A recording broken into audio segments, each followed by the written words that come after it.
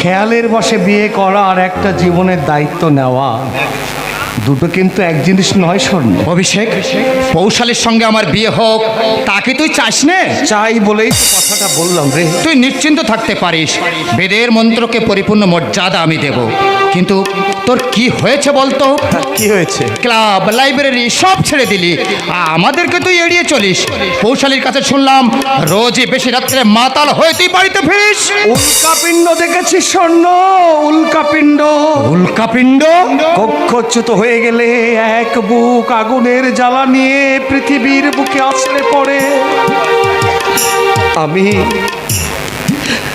আমি অস্থায়ী রে স্বর্ণ। অভিষেক, আমারও